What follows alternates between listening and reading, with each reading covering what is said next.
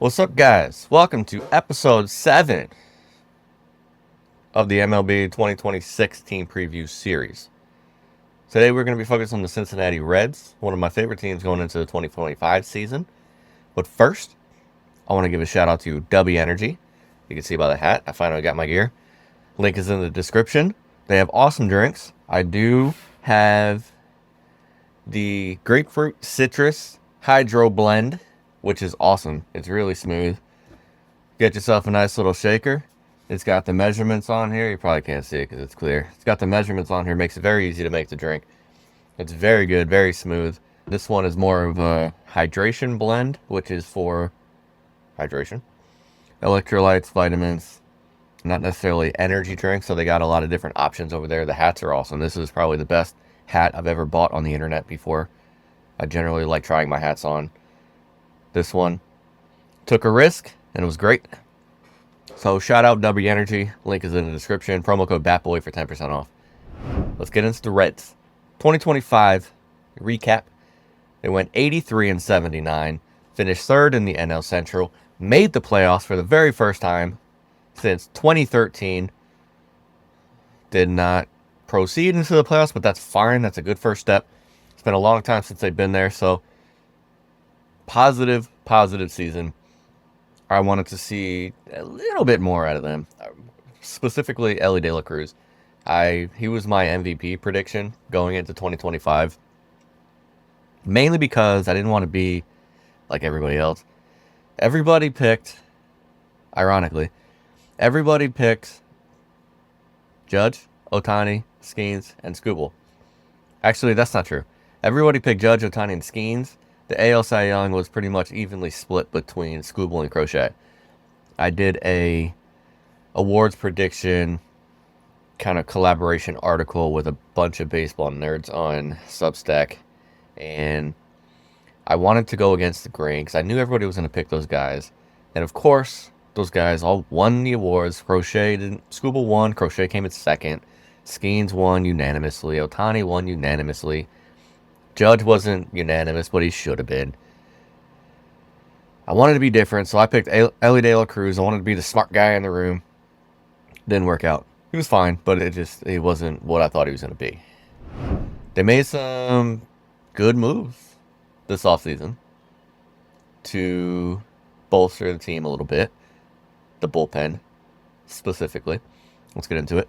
They added third baseman Eugenio Suarez, 1 year, $15 million. I went on record predicting he was going to go back to Seattle, hoping he was going to go to Boston. He did neither. He returned to Cincinnati. They signed outfield J.J. Bleday, 1 year, $1.4 million. Outfielder Dane Myers they received in a trade from the Marlins. And they signed 3 relief pitchers. Emilio Pagan, 2 years, $20 million. Pierce Johnson, 1 year, $6.5 million. Caleb Ferguson, 1 year, $4.5 million. All really good relievers. All really good moves for this team. I like those moves a lot. They lost Gavin Lux, traded him to Tampa Bay, and they also lost Austin Hayes to free agency. Spring training. I am very interested to see how they follow up their first postseason appearance. They hadn't made the postseason in 12 years. It's been a long time. They appeared in 2020, but 2020, I don't really count that. 2020 as a whole is just removed from my memory when it comes to sports, when it comes to life. Just that whole year was just a blur. Get it out of our face. I don't even want to think about it anymore, so I don't even count that. They played 60 games. Anything can happen in 60 games. Don't count it. First real postseason since 2013. Is this going to be the Stewart breakout year? I want to watch him. He's dominated in minor leagues in 2025. I hit 309 with a 524 slug. 20 home runs, 80 RBIs, 17 stolen bases, just 77 strikeouts in 118 games. Split not quite evenly. 2/3 of the time in AA, 1/3 in AAA. Played 18 games with the big league club, hit 5 bombs. He looks like he's going to be a dominant force at first base. Average, power, speed, bat to ball. I'm not real familiar with his defense. I don't know if he's quality or not, but at first base, you don't have to be great. It helps, but at that position, you're more just looking for the bat. And he's got that a lot. Will Elly ascend to the MVP caliber player that I think he is? Oh, so optimistic about him last year. He did get the strikeout percentage down, which was his big knock going into last year. So he dropped his strikeout percentage down from 31.3 to 25.9. That's a big drop. 218 Ks in 24, 181 in 25. Essentially the same amount of at-bats. Power and speed took a hit in 2025.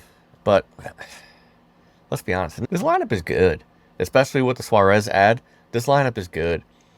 There's no reason he can't hit 270, go 25 and 90, 45 stolen bases at a minimum with that speed, and 110, 115 runs. Like, he should put up some ridiculous numbers in this offense. He really should. Eugenio Suarez is back home. Curious to see how he acclimates. He played in Cincinnati from 2015 to 2021. His 162 game average with the Reds, 33 home runs, 92, almost 93 RBIs, about 110 OPS plus, 170 strikeouts, which isn't bad for him. Note, he did average 17 errors per 162 games at third base with Cincinnati. Led the MLB 3 times. However, the Reds signed him to DH. They didn't sign him to play third base. So that shouldn't be a problem. And I think, and I also mentioned this in the episode where I discussed, the actual Bat Boy episode where I discussed his arrival in Cincinnati. I think him moving to DH is going to unlock even more power. Truly. And that's coming from a guy that hit 49 home runs last year. He hasn't hit 50 yet. I can see if he would have gone to Boston, I would have predicted 50 easily. But in Cincinnati, he can still hit a lot of home runs in Cincinnati. He doesn't have to worry about the awful defense he plays. He can just focus on coming up to the plate 4 to 5 times a day and mashing. And I think he's going to do a very good job at that. Position battles. Literally, I have one note. And it says, none? Question mark. I don't think there's any real battles to be had here. This team seems to be set in stone, locked, everything. I don't think there's going to be any real, true competition. I think the spots are set, barring injury. I think the spots are set. Let's talk some more about Eugenio Suarez, because I haven't talked about him enough, and he is the player focus of this episode. Outside of just his stint in Cincinnati, he had an OPS plus of 100 or more in 8 of his last 9 years, other than 2020. Don't count that one. So basically 8 straight years of OPS plus over 100. Could be even better as a full-time DH, which is truly what I think is going to happen. Not having to worry about defense, not like just that whole side of the game, that whole side of the mind can just be taken out, and he could just go up and literally be Kyle Schwarber 2.0 without the on base. I don't see him walking like Schwarber does. He's certainly not going to be able to be a leadoff hitting DH. He had his lowest walk percentage in 2025 at 7% since his rookie season in 2015. If he can get that up to 10, he's had seasons where it was 13, 14. He can do it. He has shown the ability to take pitches, get on base. But lately, I think he just has been trying to hit so many home runs that he's just lost track of that a little bit. So I want to see him be a little bit more patient, attack better pitches, not more pitches. Hone in on certain pitches, certain locations, and mash those and take the other ones. If we can see his walk percentage get up to 10, 11%, I think he's going to be a dominant force in this offense. Truly. 2026 outlook. I think they're going to be better than they were in 2025. And that's a playoff appearing Reds team. I think they're going to be better than that. I think they're going to have a hard time competing with the Cubs. I think the Cubs got a lot better. I can see them fighting with Milwaukee for a second. I think Milwaukee has gotten a little bit worse, and I think Cincinnati has gotten a little bit better. So I can see the Cubs kind of handily winning that division by 5-6 games. And I can see Cincinnati and Milwaukee really fighting it out for second place. And getting back to the playoffs. And maybe making a little more noise. I don't know. That bullpen is going to make a big difference. That bullpen is much improved. Emilio Pagan, Pierce Johnson, Caleb Ferguson are really good bullpen arms. And then you got Hunter Green, Andrew Abbott, Brady Singer, Nick Lodolo, who's very underrated. They got a good starting rotation that you shorten the game a little bit for them. Don't make them go 6-7 because your bullpen is weak. Let them go 5 and let the bullpen take it. I can see them being successful that way. So I have high expectations for these Reds. I like this team. I'm surprised that they're projected to finish so low, to be honest with you. I'm surprised they're projected to finish worse than Miami and Tampa Bay. San Francisco, I think, is going to be better than that too. But I'm surprised they're projected to finish so low in the standings. I think this team is going to be better than we think. That's all I got today. I think this team is set. There's not a whole lot to talk about. Watch Elly, Cruz, and South Stewart. That's what I'm going to be watching in spring training. South Stewart he's the X factor this year.